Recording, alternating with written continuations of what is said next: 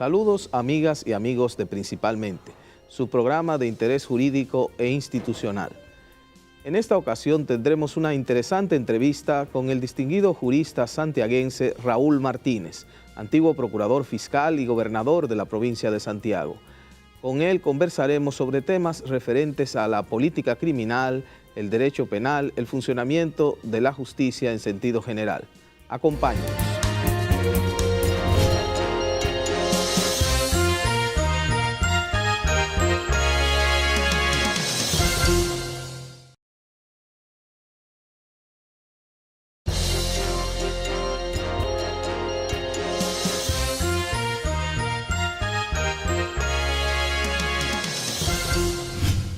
Saludos amigos de Principalmente. Tal y como lo habíamos anunciado el doctor Ramón Núñez en la presentación, hoy contamos con un invitado especial, un gran amigo, un joven jurista que ha tenido una destacada participación en la vida pública, pero también en la vida privada, en su ejercicio profesional de abogado y también su ejercicio académico. Se trata del doctor Raúl Martínez. El doctor Raúl Martínez ha ocupado posiciones públicas importantes. Dentro de ellas está la de procurador fiscal de uno de los distritos judiciales más importantes del país, el Distrito Judicial de Santiago de los Caballeros. En esa gestión del licenciado Raúl Martínez se destacó por crear niveles inéditos en el Ministerio Público, sobre todo en esa provincia, en términos de lo que es la aplicación de una efectiva política de persecución penal. A nosotros nos consta la efectivísima labor realizada por el magistrado en aquel entonces, Raúl Martínez, en términos de lo que sirvió para elevar los niveles de valoración del ejercicio del Ministerio Público en esa provincia, una provincia de la más conflictiva del país y que incluso en algunos momentos ha acusado los más altos índices de criminalidad en República Dominicana.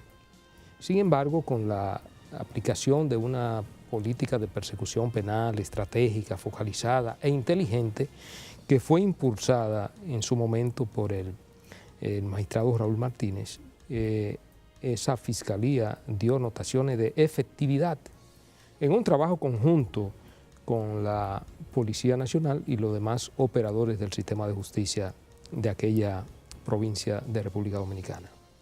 La verdad es que para principalmente Ramón Núñez, Pedro, Olivo, Manuel y todos los componentes de este programa es un verdadero honor, un placer contar con la presencia del licenciado Raúl Martínez.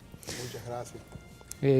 Raúl, vamos a entrar en materia. En República Dominicana, sobre todo en el campo de la política de persecución penal, se han producido algunos avances notorios en los últimos años.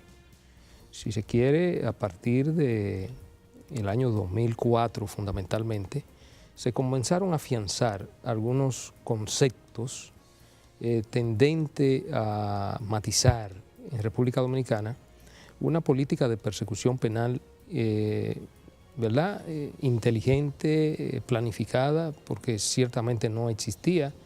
El Ministerio Público como órgano rector de la política criminal en principio era una institución difusa, una institución sin identidad propia inclusive, y cuando hablo de difusa me refiero a que no existía una carrera, una continuidad si se quieren los puestos del Ministerio Público. Pero a partir del 2004 se inicia la reforma institucional del Ministerio Público y usted fue parte de todo ese proceso.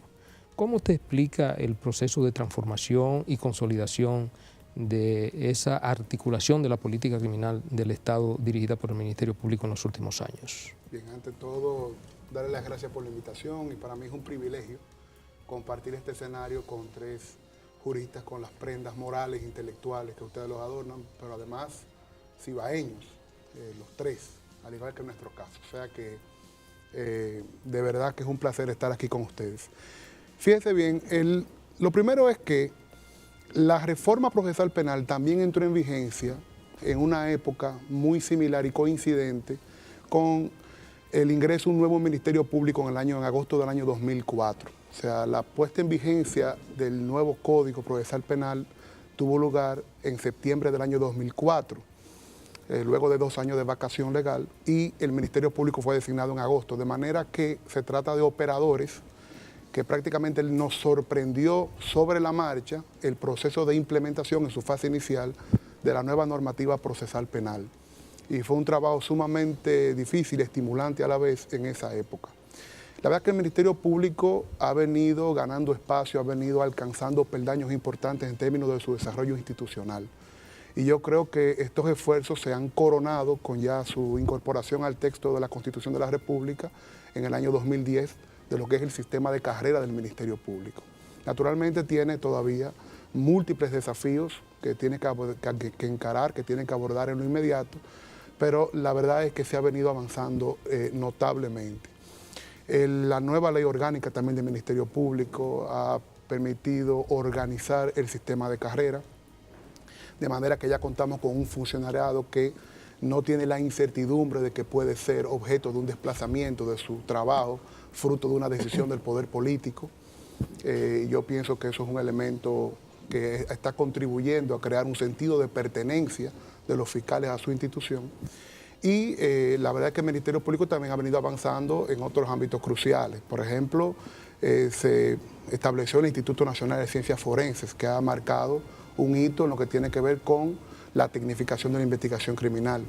También el Ministerio Público, bajo cuya tutela está la gestión del sistema penitenciario, introdujo en ese periodo lo que es el nuevo modelo de gestión penitenciaria.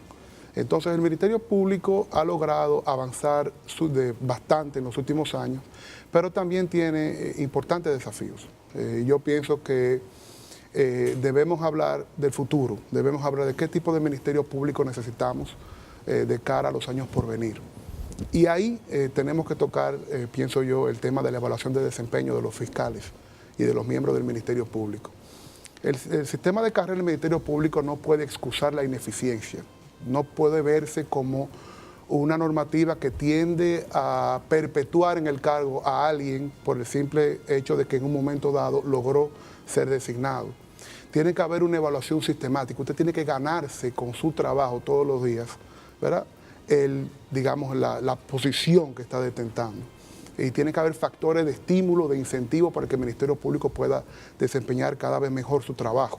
Y también debe haber un régimen de sanciones para que no quede impune cualquier falta disciplinaria y también cualquier ineficiencia o carencia de interés por seguir mejorando.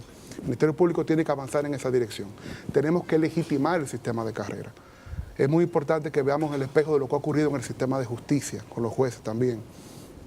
Ahí ellos tienen desde unos años atrás, antes que el Ministerio Público, un sistema de carrera que ya ha venido consolidándose. También yo pienso que debe promoverse una evaluación objetiva de desempeño del trabajo de los jueces, de los defensores públicos y de cualquier persona que reciba un salario del Estado. Esos son, digamos, uno de los desafíos fundamentales. El otro tiene que ver con la profesionalización de la investigación criminal. Yo creo que todavía tenemos un amplio camino por recorrer en esa dirección. Y el Ministerio Público debe jugar un rol protagónico en ese plano. Y naturalmente hay otras múltiples tareas que tenemos que seguir desarrollando, pero yo pienso que hasta ahora lo que se ha hecho es bastante en 9 años consecutivos de crecimiento y desarrollo institucional del Ministerio Público.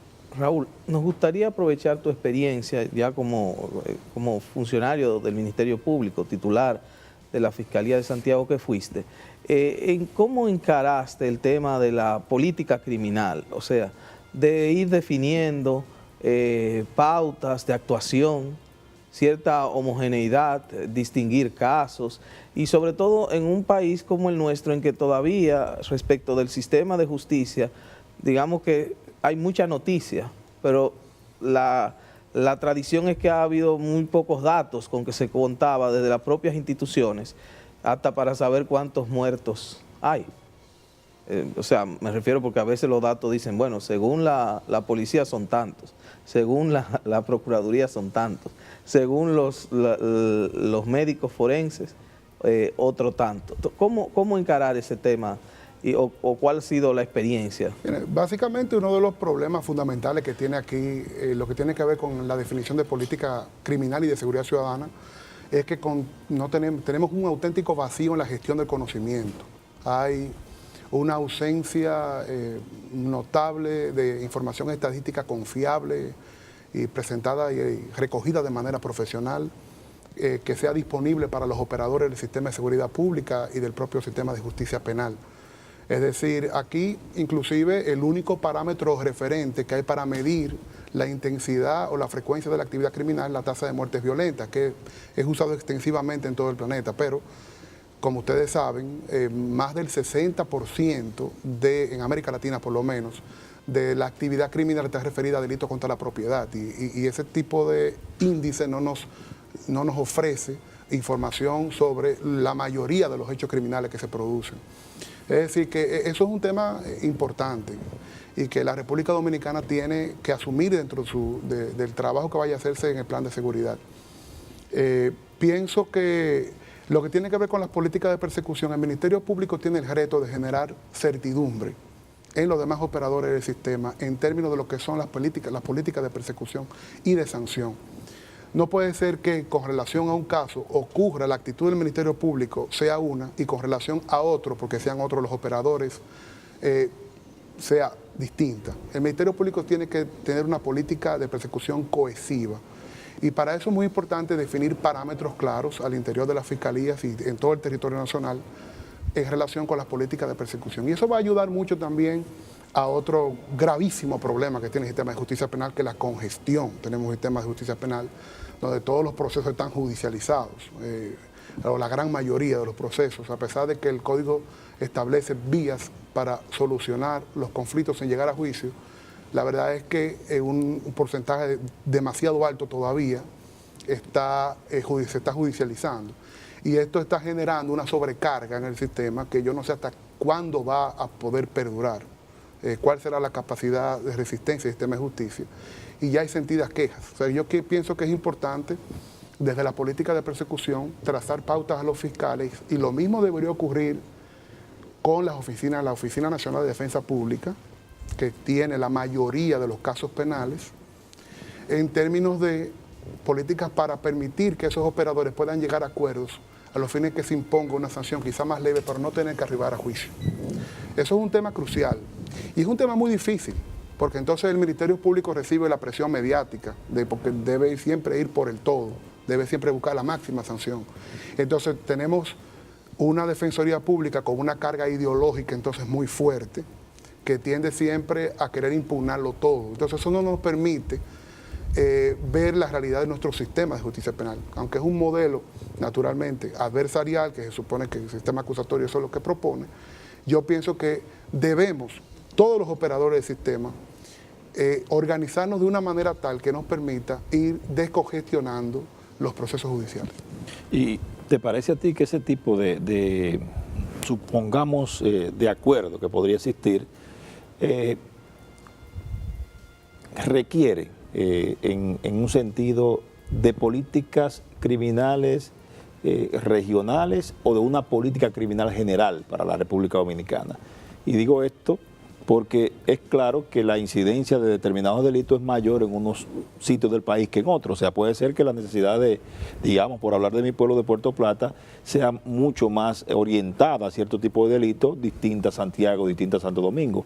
¿Cómo puede esto armonizarse con un hecho indiscutible que quien dirige la política criminal del Estado es, digamos, el ministro de Justicia y el Procurador General de la República? ¿Cómo armonizar las diversidades que pueden presentarse en nuestro país dependiendo de la ubicación geográfica o de la población a la que se refiere la persecución penal? ¿Cómo tú enfocarías el problema? Que precisamente la articulación de una política criminal efectiva tiene que tomar en cuenta las realidades regionales. Por ejemplo, el problema del cuatrerismo en las zonas rurales es un problema que reviste mucho más interés para la vida social que en las zonas densamente urbanas.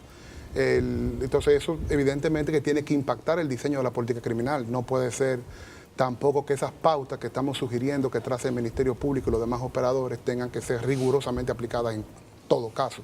Debe tomarse en cuenta las circunstancias del lugar y también las características del caso. Pero debe haber mayor cohesividad, porque eso es lo que va a permitir generar un sistema mucho más eficiente, mucho más productivo y evitar que la gente siga desencantada de nuestro sistema de justicia. Yo creo que cuando los ideólogos del Código Procesal Penal, por lo menos de la versión dominicana, que aquí tenemos uno prominente sentado con nosotros, sentían que uno de los propósitos fundamentales de la reforma debería ser desburocratizar el proceso judicial.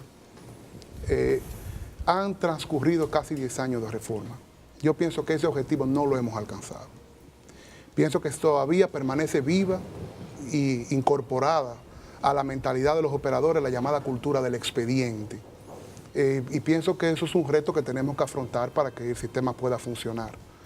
Tenemos que tener un sistema de justicia que sea más cercano a la gente, que resuelva problemas, que pueda atender conflictos, que la gente se sienta servida por el sistema de justicia. No un sistema de justicia integrado por funcionarios, burócratas, desmotivados, insensibles, que van todos los días a agotar una rutina. Y yo pienso que ese es quizás el principal desafío que encaramos de cara al futuro para tener un sistema de justicia funcional y eficiente en un Estado democrático de derecho como el que aspiramos y merece el pueblo dominicano. Muy bien.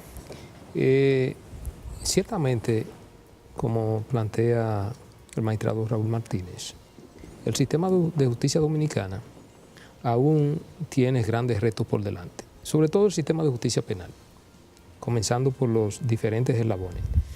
El nivel de prisionización es muy elevado y todavía la gente reclama más cárcel, la gente quiere más preso. Sin embargo, pensábamos que a raíz de la implementación del Código Procesal Penal, por lo menos íbamos a lograr un descenso dramático de la prisión preventiva. Y todavía los niveles de prisión preventiva son bastante altos y están por encima del 60%, por lo menos hace 2 años. No sé cómo estarán en este momento, pero me imagino que fluctuarán por ahí. Desde su punto de vista, ¿qué entiende usted debería ser la política a adoptar por los diferentes actores del sistema de justicia penal a los fines de disminuir esos niveles de prisión preventiva en República Dominicana? Bien, ante todo, empezar con una mala noticia. Si finalmente se promulga la reforma del Código Procesal Penal, es de esperarse que se eleve la tasa de prisionización en la República Dominicana. Ustedes, yo no sé si están familiarizados con, por lo menos lo que yo conocí, la última versión del proyecto de reforma al Código Procesal Penal, que se limita a ampliar los plazos, ¿verdad?, procesales, tanto para la investigación como la duración del proceso.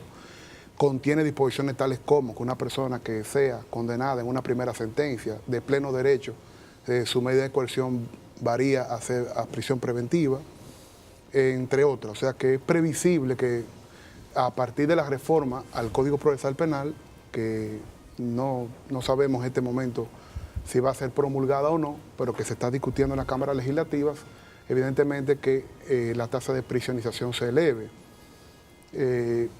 Yo pienso que, ante todo, si nosotros logramos que el Ministerio Público pueda adoptar políticas de persecución razonables, racionales, donde tengamos interlocutores en nuestro sistema de justicia, como la Defensoría Pública, que reitero, tiene una gran responsabilidad en esto, porque tiene, por lo menos hace 3 años, tenía más del 70% de los casos penales en la jurisdicción de Santiago, donde se pueda arribar a acuerdos que eviten una ulterior persecución, una judicialización del proceso. Yo creo que eso es un elemento fundamental para reducir la tasa de prisionización, por lo menos la prisión preventiva. Pienso también que nosotros en la República Dominicana hemos hecho una inversión bastante limitada en el sistema carcelario. Durante su gestión en la Procuraduría, que fue un punto sumamente luminoso, es donde mayor brillo se ha visto en lo que tiene que ver con la reforma del sistema carcelario, pero todavía la inversión es muy limitada y yo pienso que la República Dominicana se requiere la construcción de nuevas cárceles y facilidades, incluyendo centros para máxima seguridad. Pienso también que no solamente la racionalización de las políticas de persecución va a impactar en la reducción de la tasa de prisionización, sino también que el hecho de que se produzca entre los operadores un mayor nivel de consenso sobre cómo implementar, jugando cada quien su papel, cómo implementar políticas que permitan lograr resolver conflictos y no eternizarlos. Yo pienso que estaríamos dando pasos concretos en esa dirección. Sé que es difícil. El Ministerio Público está sometido a una presión mediática importante, el sistema de justicia también, los jueces también. De hecho, cuando toman una decisión a veces que no se corresponda con privar de la libertad a un ciudadano, inmediatamente viene un escarceo mediático, eso constituye una presión, eso es cierto. Y los defensores públicos, entonces, de su lado, no cooperan. Hay una carga ideológica muy fuerte en ellos. No han sido entrenados probablemente para asistir a sus clientes en buscar una solución a sus problemas, sino para impugnar todas las actuaciones del órgano acusador. Y yo no sé hasta qué punto eso sea lo más inteligente.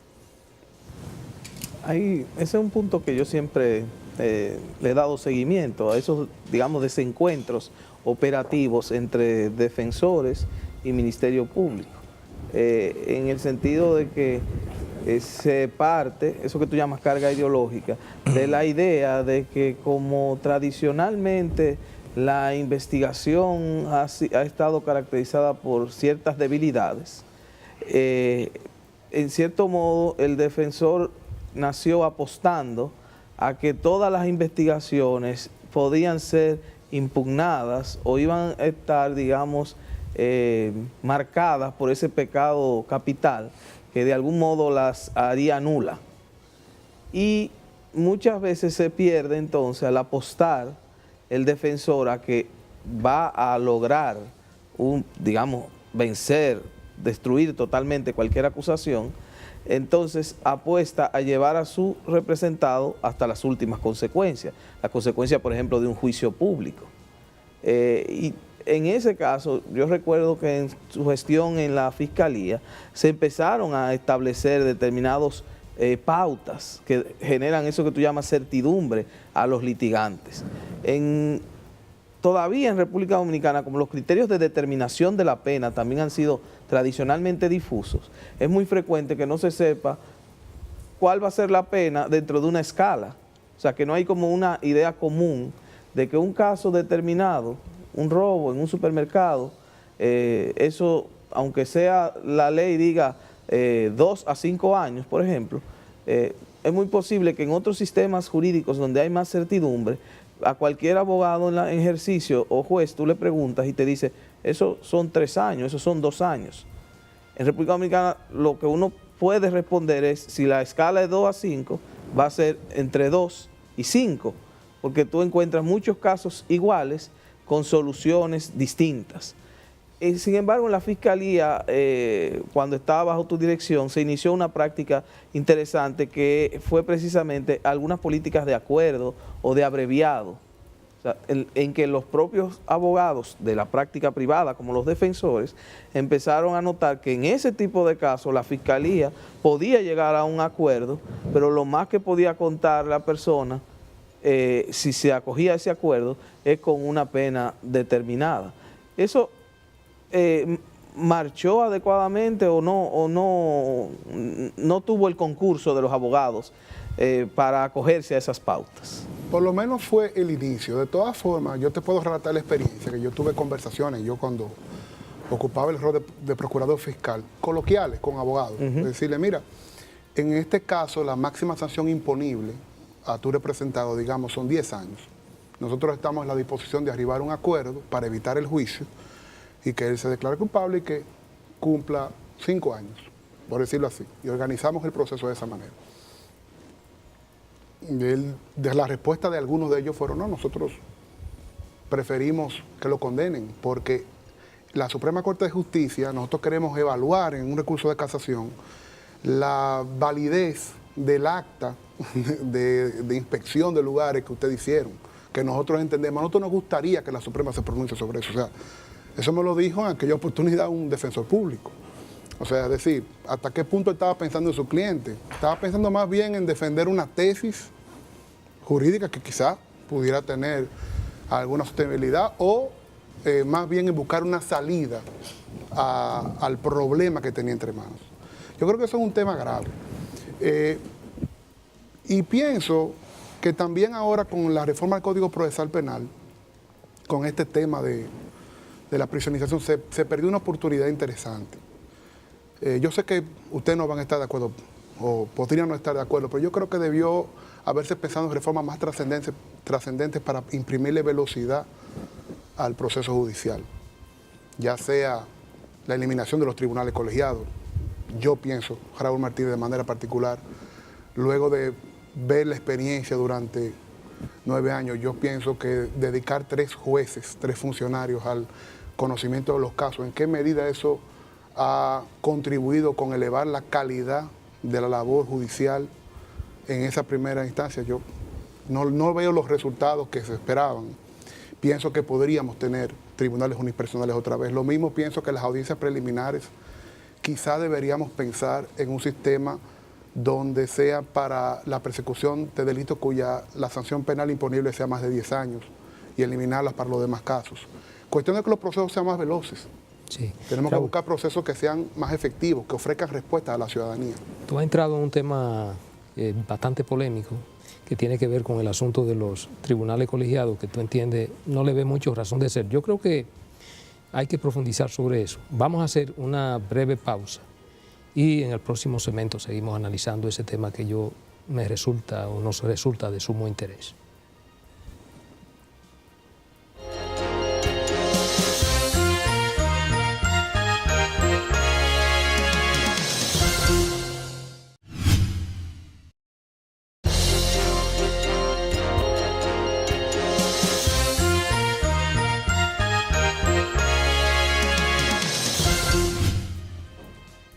Seguimos, amigos, principalmente hoy con la presencia del destacado jurista dominicano santiagués, licenciado Raúl Martínez. Raúl, habíamos hablado, o sea, tú habías abordado el tema de los tribunales colegiados, sobre todo en el entendido de que de acuerdo a tu punto de vista, es una jurisdicción que tiene poca razón de ser. Incluso recuerdo que el compadre Olivo Rodríguez planteó que muy bien, si esta jurisdicción se justifica, debiera ser para casos especiales. ¿Cuál es tu visión ya en concreto con relación a la existencia o no de los tribunales colegiados? Si tuviéramos en el plano ideal, en un sistema de justicia que contara con más recursos económicos para subvencionar las actividades y los sueldos de los operadores del sistema, quizás pudiera lograrse una reflexión más serena, más sesuda sobre los casos que se están discutiendo. Pero es esto lo que ha ocurrido en estos 9 años de reforma al Código Procesal Penal con nuestros tribunales colegiados, porque estamos dedicando 3 jueces que pudieran perfectamente estar al mismo tiempo presidiendo o celebrando 3 juicios. Entonces, yo pienso que si examinamos la calidad del trabajo jurisprudencial de los jueces de nuestros tribunales colegiados, yo pienso que pudiéramos, sin amago de sentirnos mal ni pensar que hemos fallado, porque hemos probado un sistema, retornar a los tribunales unipersonales que a fin de cuentas tienen que rendir sus sentencias en base a una sana crítica de la evidencia, una valoración de la prueba objetiva y racional. Y lo mismo pienso con el tema de las audiencias preliminares, o sea, la fase preliminar del proceso, donde hay un juez que va a evaluar naturalmente los méritos y la validez de las pruebas que han sido presentadas por el órgano acusador. Yo pienso que eso debería ser para los casos donde la sanción imponible sea de más de 10 años. Cuestión de que tengamos también esos operadores del sistema colaborando o trabajando en otras áreas, contribuyendo a descongestionar y a imprimirle más velocidad al sistema de justicia. Yo pienso son naturalmente temas muy controversiales, habrán reparos muy fundamentados, con mucha lógica que pudieran hacerse a estas propuestas. Pero pienso que tendrían estas más sentido que otras que han sido incorporadas a la reforma del Código Procesal Penal, que lo que van a hacer, pienso yo, o alargar los procesos o en nada contribuyen a garantizar su fluidez. O, por ejemplo, ahora en la propuesta de reforma del Código hay una propuesta que tiene un gran atractivo para la opinión pública, que es la instalación de un sistema de servicio de asistencia legal gratuita también para las víctimas. Y yo me pregunto, ¿de dónde va a salir el dinero? Porque, para empezar, hay mucho más víctimas que imputados, porque un imputado es luego de que se desarrolla un proceso de investigación, ¿verdad? Entonces, ahí cuando el órgano acusador le dirige, ¿verdad? Es que ahí surge la necesidad de contratar un abogado. Si es una persona menesterosa, bueno, pues lo haga. Pero entonces, el sistema de servicio de asistencia legal gratuita a las víctimas, de cada vez que se comete un delito, una infracción, que la persona presenta su denuncia, su querella, ya hay una víctima. Entonces el Estado está obligado a proveerle asistencia legal. ¿Se ha pensado en el costo que eso tiene? ¿En qué medida eso va a contribuir? Perdón que te interrumpa, Raúl. Debo decirte que en la Procuraduría General de la República se creó hace varios años la Oficina Nacional de Representación de los Derechos de la Víctima. Ahí, no sé cuántos abogados tienen en la actualidad, pero saliendo nosotros de la Procuraduría General de la República, ya habían alrededor de unos 30, 35 abogados que le estaban ofreciendo servicios legales gratuitos a diferentes víctimas que se acercaban y que conocían, tenían conocimiento, que tiene incluso un local propio y todo. Obviamente que la Procuraduría, con la escasez de presupuesto que tiene, no pudo establecer oficinas satélites en las provincias más importantes del país, que ahora, obviamente, recogido en esta reforma del Código Procesal Penal, necesariamente habría que habilitar a la Procuraduría General de la República de los recursos necesarios para establecer estas diferentes oficinas en los diferentes distritos judiciales del país. Bueno, y la reflexión interesante debe ser cuál es el costo que eso va a representar para el presupuesto, para el erario público, y naturalmente si esos recursos no estarían mejor invertidos en otras áreas más sensitivas como la tecnificación de la investigación criminal. Yo pienso que es un reto de imprescindible abordaje por parte de todos los operadores. Raúl, yo quiero volver un poco al tema que tú trataste de los tribunales colegiados y algo así como la inutilidad que tú planteas.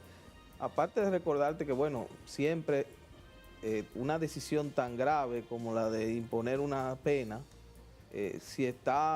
no es lo mismo que está abandonado a un solo hombre, una sola mujer, que a un colegio de jueces, siempre y cuando, claro está, no se dé el fenómeno de delegación de funciones, o sea, de que finalmente no sean ellos mismos quienes hagan el ejercicio intelectual de la redacción, de la sentencia, de su motivación, etc. Pero por otro lado, ahora que tú planteas esa reflexión, hay que unirla a la reforma del Código Penal. Si, como es previsible, habrá un aumento de penas, entonces muchos casos que hoy son conocidos por jueces unipersonales van a entrar, conforme a las disposiciones del Código Procesal Penal, a ser conocidos por tribunales colegiados. O sea que va a aumentar la carga de trabajo de los tribunales colegiados y se va a disminuir la de los jueces unipersonales. Se ha incrementado también la cuantía mínima para los tribunales unipersonales, me parece que hasta 5 años en la reforma. Hasta 5, pero las sanciones se elevan mucho más, me imagino. Sí, hay aumento considerable en todas las penas en el nuevo Código Penal. O sea que eso es un tema que en la reforma del Código Penal creo yo que hay que tomar en cuenta para armonizar ese tema, porque sería entonces más grave que lo que tú planteas. Sí, en la reforma del Código Penal hay naturalmente una actualización, digamos, de la normativa. Y bueno, hay, por ejemplo, noticias muy importantes, como por ejemplo la incorporación de tipos penales como la obstrucción, obstaculización de la justicia. Yo creo que es sumamente importante. Hay una ampliación del catálogo de infracciones referidas al tema de la corrupción. Todavía se quedaron limitados, no pude ver sanción al nepotismo, que es hecho que recibe un amplio criticismo por parte de la sociedad, no está consignado como tipo penal, y tampoco el dispendio, que es la colocación de las llamadas botellas en instituciones que reciben un salario pero no prestan ningún tipo de servicio al Estado. Eso no está tipificado, pero es un paso de avance en esa dirección, aunque naturalmente, como tú dices, se profundiza, también se eleva las penas, el monto de las penas, y yo no sé en qué medida eso tampoco va a contribuir a reducir los índices de criminalidad. Creo que he escuchado en varias oportunidades decir que es la certidumbre de que se le va a imponer una pena a una persona y no la gravedad de la sanción lo que realmente puede contribuir a reducir y a intimidar a quien pretende delinquir, a cometer un delito. De todas formas, ciertamente habrá que hacer consistente esta reforma procesal penal con la propuesta de reforma del Código Penal. La justicia penal se mueve, digamos, en una especie de tensión constante entre la necesidad de crear un sistema eficiente de persecución y al mismo tiempo que ese sistema sea capaz de respetar un mínimo de garantías para la persona que está siendo procesada. El tema que tú propusiste anteriormente de alguna manera pone en tensión esa constante tirantez entre esas dos necesidades, digamos, de la justicia penal en cualquier sistema procesal de que se trate. Está claro que tener más jueces para conocer de los diversos asuntos te coloca en la posibilidad de despachar más asuntos. Ahora, cabría preguntarse si al mismo tiempo poner en cabeza de un juez la responsabilidad de sentenciar penas particularmente graves ofrece niveles mayores de certidumbre en cuanto a las necesidades de justicia que tiene cada caso. Y por otro lado hay un tema también que tiene que ver con riesgo que se está jugando el fiscal. La desaparición de la audiencia preliminar es una opción procesal. A mí me parece que también ofrece mayores niveles de celeridad en los procesos, pero también implica trasladar los poderes y la competencia del juez de la instrucción hacia el juez de fondo. Y en muchos casos, uno de los problemas que se ha presentado en la práctica es que las acusaciones de los fiscales, en muchos casos, defectuosidades que podrían llevar al traste con su fracaso en la etapa preliminar, reciben un pase favorable a juicio. ¿No te parece a ti que quizá trasladar esos poderes al juez de fondo implicaría también un riesgo mayor para la efectividad de la persecución, en tanto cuanto no van a tener una segunda oportunidad para discutir el fondo del asunto? Porque un tribunal empoderado de la forma de la acusación y del fondo de la acusación podría matar el pleito por lo simple y despacharse con inadmisibilidades, con nulidades que podrían, antes de conocer el fondo, eliminar una acusación penal grave. ¿Cuál es tu parecer en torno a esa problemática? Creo que tú tienes toda la razón y por eso se requiere un ministerio público cada vez más profesional, que esté en condiciones y tenga la capacidad para recaudar evidencia lícita de manera oportuna, apelando a las técnicas de investigación modernas, y ese trabajo va a ser evaluado. Ahora mismo se evalúa en dos escenarios, en el juicio preliminar y en el de fondo. La idea es que será en algún momento sometido al escrutinio judicial y eso es necesario y pertinente. Y la idea es que en casos donde la sanción imponible sea bastante grave, digamos quizás es necesario que un juez pueda verlo en una fase preliminar como una manera de garantizar los derechos. Pero habrá servido como filtro en la práctica. Si tú pudieras enjuiciar ahora los jueces de la instrucción, ¿han servido al propósito para que fueron creados o no? ¿O cuál es tu posición? Mira, yo no estoy familiarizado con las estadísticas actuales, pero en ocasión de que nosotros estamos en Ministerios Públicos, más del 90% de los procesos que llegaban a fase preliminar en la jurisdicción de Santiago obtenían una apertura a juicio, lo cual no refleja necesariamente la calidad del proceso investigativo, sino la necesidad de que todos los operadores, ellos también se vean como corresponsables de la tarea de que no hubiera impunidad. Es importante que el Ministerio Público sea responsable por lo que haga, que el Ministerio Público, su trabajo sea examinado, no solamente en ocasión de los jueces, sino luego por las instancias internas de la institución, que puedan evaluar. Si el Ministerio Público pierde constantemente casos, eso no puede parecerle indiferente a las autoridades superiores del Ministerio Público. Tiene que haber un sistema riguroso, objetivo, de evaluación del desempeño. Y de esa manera podremos lograr acusaciones de más calidad, acusaciones que estén mejor presentadas y que cuenten con la evidencia suficiente para producir condenas. No creo yo que el hecho de que exista una instancia preliminar o que se discuta finalmente la validez de esas pruebas en el juicio de fondo, finalmente sea lo determinante para que los fiscales hagan su trabajo. Se requiere mejor controles efectivos dentro de la institución y evaluación de desempeño.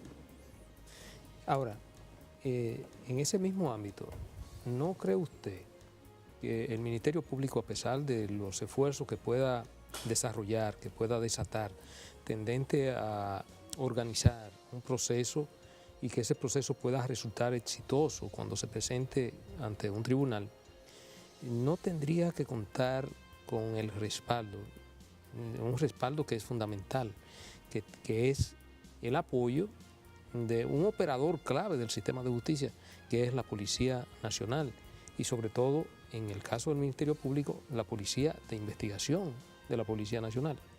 Sí, claro. Yo pienso que en el primer gobierno del Partido de Liberación Dominicana, del 96 al 2000, se hizo una gran contribución en lo que tiene que ver con sentar las bases para la reforma del sistema de justicia.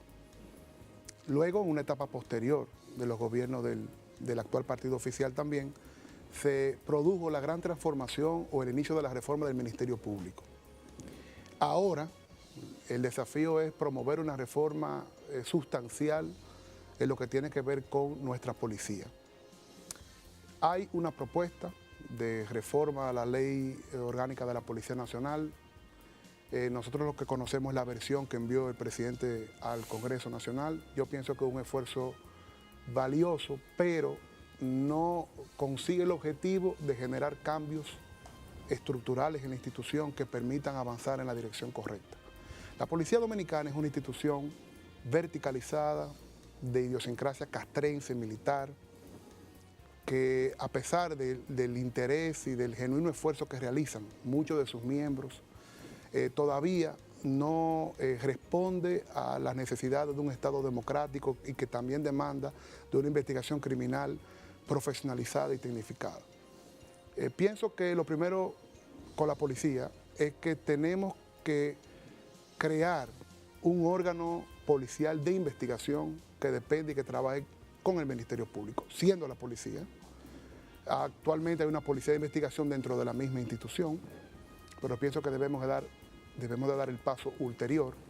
Pero también tenemos que modificar el sistema de gestión de la policía, donde el actual jefe, o se llamará director general, como sea, administra los recursos, produce los nombramientos de los agentes y recomienda al Consejo Superior Policial la designación de los oficiales superiores. Yo pienso que debemos llegar a un sistema más desconcentrado para gestionar la policía y que esté menos dedicada, que invierta menos tiempo a administrar recursos económicos y sí a prestar el servicio. O sea que son temas importantes y yo pienso que debemos caminar en la dirección de la reforma policial, pero no una reforma policial verdaderamente importante y profunda. Sí, Raúl, vamos a aprovechar para hacer una breve pausa. Y en el próximo segmento, ya casi recapitulando en el programa, vamos a dedicárselo a ese importantísimo operador del sistema de justicia que es la Policía Nacional. Volvemos.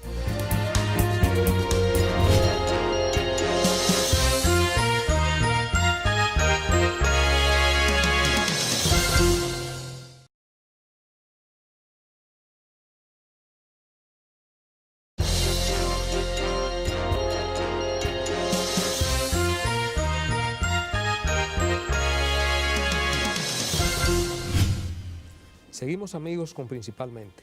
Hoy con la presencia de Raúl Martínez, ex magistrado procurador fiscal del Distrito Judicial de Santiago, pero un abogado también con un amplio ejercicio profesional en las diferentes materias del derecho.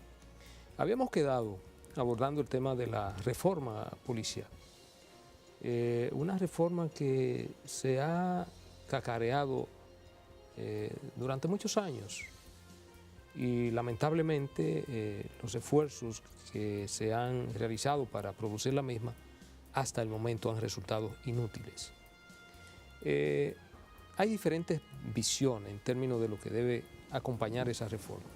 Particularmente nosotros que estuvimos inmersos en todos esos procesos, Coincidimos en que una policía de investigación criminal necesariamente debe depender en términos funcional y hasta administrativo del Ministerio Público. Eso en casi todos los países avanzados del mundo es así. Pero independientemente de eso, nosotros entendemos que no puede haber reforma policial que resulte exitosa si esa reforma no va acompañada de recursos. Me refiero a recursos económicos. Porque por más leyes, por más reformas a la ley que le produzcamos, por más avanzada que sea la misma, si nosotros no logramos producir un cambio sustancial en las condiciones de vida, de existencia de los policías que prestan servicio, que ofrendan su vida para combatir día a día la criminalidad, eso va a ser un fracaso. Primero, no podemos pedirle a un policía que gana 5.000 pesos que haga milagro. Un policía que lamentablemente con esos 5.000 pesos o 6.000 pesos no le dan para sobrevivir, y mucho menos si tiene un hogar que mantener. Entonces, ¿qué es lo que estamos creando? Estamos creando un potencial delincuente, un individuo que usted le coloca un arma que ya le da de por sí poder, le da un uniforme y que de una u otra manera, bajo las condiciones infrahumanas de existencia en que está desarrollándose, está tentado, primero, a cohabitar con la criminalidad y segundo, a convertirse en un delincuente. En ese sentido, ¿cuál entiende usted debería ser la forma, la política a replantearse a los fines de proveer de los recursos necesarios para que real y efectivamente podamos entonces impulsar una verdadera reforma policial en República Dominicana? Bien, yo comparto con usted, magistrado, lo que tiene que ver con el tema de que es necesaria una inversión importante de recursos para mejorar la calidad del servicio policial y mejorar las condiciones de vida de los agentes policiales.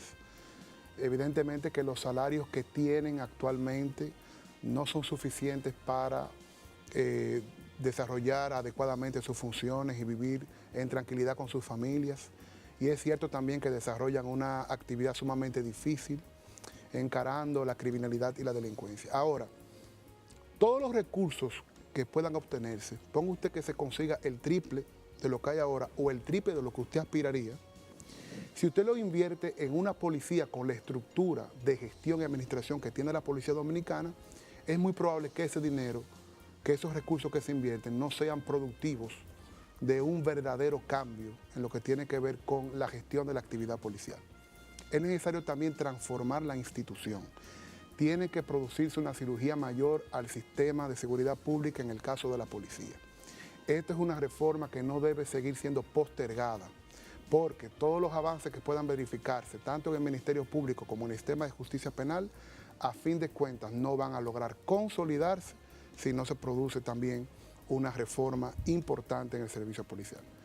Si usted ve la actual manera como está concebida la policía dominicana, es una institución primero nacional que tiene múltiples funciones, que realiza tareas que tienen que ver con seguridad vial, protección de dignatarios, custodia de las propiedades públicas y privadas, prevención de la delincuencia, lo que tiene que ver con la investigación criminal. Y yo pienso que una institución que resuma tantas obligaciones, tantos deberes, no puede funcionar adecuadamente. Es importante que la policía evolucione, tengamos una policía para investigación que trabaje con el Ministerio Público en lo que tiene que ver con la dilucidación, el esclarecimiento de los hechos punibles.